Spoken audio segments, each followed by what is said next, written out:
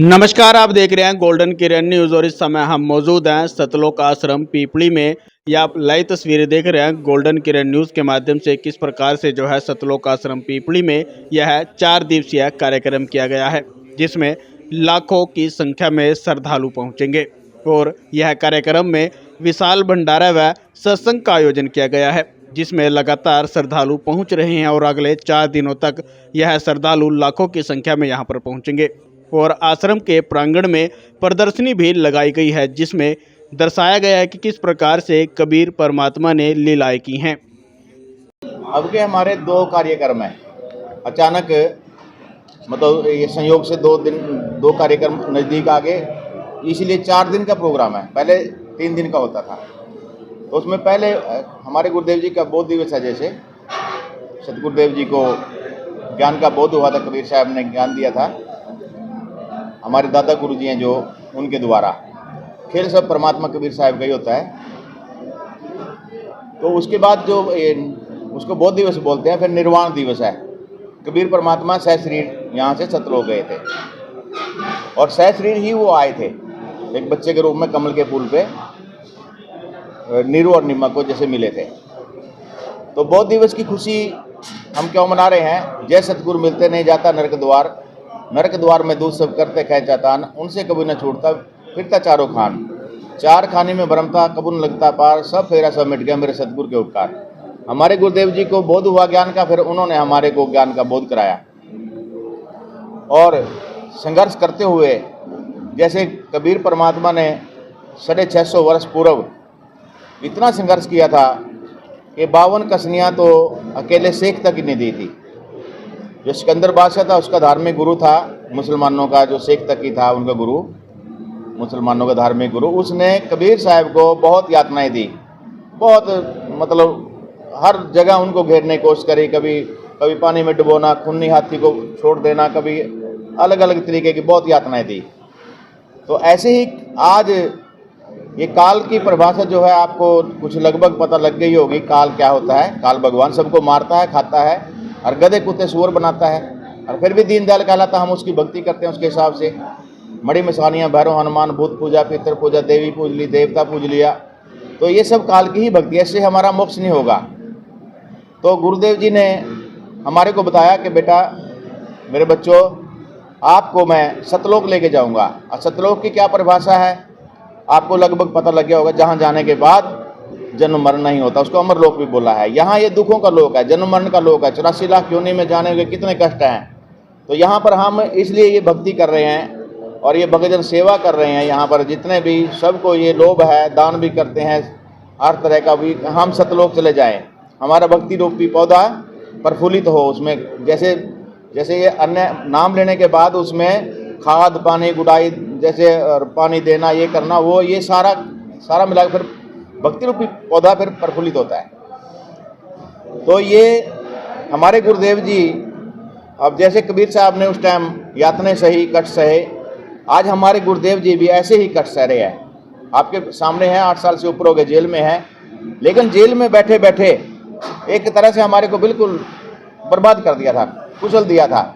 और आज वो जेल में बैठे बैठे कम से 11 आश्रम में हमारा प्रोग्राम चल रहा है।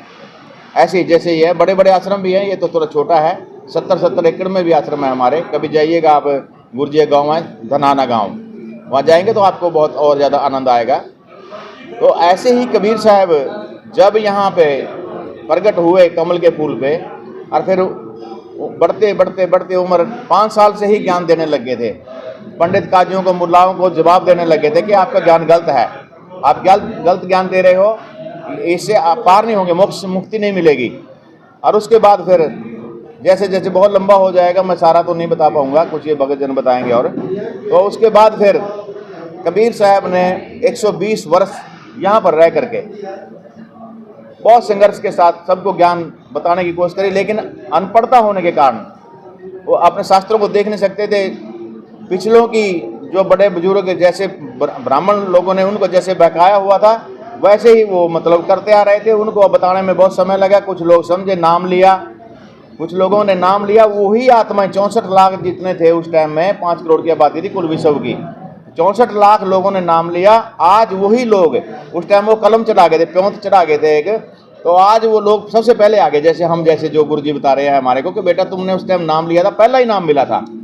और गुरुदेव जी हमारे को 4 बार में नाम देते हैं, 4 बार में नाम मिलता है हमारे को यहाँ पर। वो परीक्षा के द्वारा उसकी क्या कि कैसी भक्ति है, कैसी सेवा है, कैसा भाव है, उसके आधार पे 4 बार में नाम देते हैं। तो वो जो निर्वाण दिवस है कबीर साहब का, अब उसके बारे में बहुत लंबा ना करके मैं यही बताऊंगा कि उसकी खुशी में हम यहाँ पर ये भंडारे चल रहे हैं। सभी आश्रमों में ऐसे देसी घी के भंडारे चलते हैं और यहाँ पर दहेज मुक्त शादियाँ होंगी और जितनी कुरीतियाँ समाज में बुराइयाँ हैं, नशाखोरी है, ज्ञान के सत्संग के माध्यम से उसको दूर किया जाता है। सभी समाज यहाँ करोड़ों में शीश बन गए सतगुरु रामपाल जी महाराज के।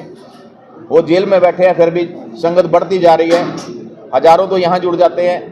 तो ऐसे करके मतलब इस ज्ञान को आप भी जितना मर्जी, जितना भी कोशिश हो फैलाओ इसको, आपको भी लाभ मिलेगा। सत साहिब। सर 4 दिवसीय कार्यक्रम आयोजित किया जा रहा है, संतों की बात हो रही है। अगर पूर्ण संत की बात करें तो क्या कहना चाहेंगे?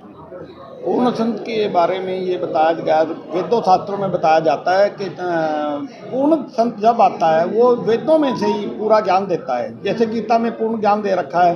गीता में बता रखा है कि जो शास्त्र विधि को त्याग कर मनमाना आचरण करेगा, मनमानी पूजाएं करेगा, वो सब व्यर्थ हैं। संत रामपाल जी महाराज ने हमें आकर बताया कि वो जो शास्त्र विधि त्याग कर मनमाना पूजाएं करें वो सब व्यर्थ हैं। कि बेटा शास्त्र विधि के अनुसार ही साधना करें, उससे वो पूर्ण संत की पहचान होती है। और वो सभी शास्त्रों में से ही ज्ञान देता है, वो अपनी मर्जी से कुछ नहीं कहता।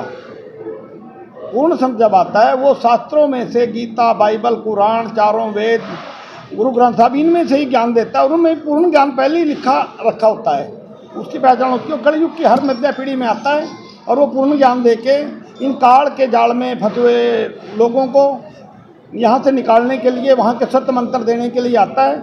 और जैसे गीता में लिखा हुआ है कि ओम, तत् और सत 3 प्रकार के मंत्र जो संत देगा वो उनको देने का अधिकारी भी होगा और वो तत्वदर्शी संत होगा। आज पूरे विश्व के अंदर संत रामपाल जी महाराज जी तत्वदर्शी संत हैं और वो वेदों के अनुसार ही पूरा ज्ञान पूरे संसार को दे रहे हैं। और एक दिन पूरा संसार जागेगा और सभी संत रामपाल जी महाराज जी से नाम लेंगे और सब काल के जाल से निकल के जाएंगे और ये जन्म मरण का रोग सबका छूट जाएगा। क्या रूपये जी, ये 4 दिवसीय समागम आज आरंभ हुआ है। इसमें 4 दिन जो है गुरुदास जी महाराज जी की वाणी का पाठ चलेगा। अगर श्रद्धालुओं की बात करें तो जिस तरह से आपको पता ही है कि आंदोलन के कारण रास्ते बंद हैं, तो जो हमारे यहाँ पे 6 जिले आते हैं उनमें से भी पूरी संगत नहीं आ पाई है। 6 जिलों से ही संगत आएगी और इन जो है 4 दिनों में भंडारा चलेगा। जो श्रद्धालु आए उनके ठहरने की, खाने की व्यवस्था आश्रम के द्वारा कर दी गई है। इसके अलावा दहेज रहित शादियाँ भी की जाएंगी और ब्लड कैंप का भी आयोजन किया जाएगा। इन 4 दिनों में जो है लाखों की संख्या में फिर भी हमें उम्मीद है कि श्रद्धालु आएंगे।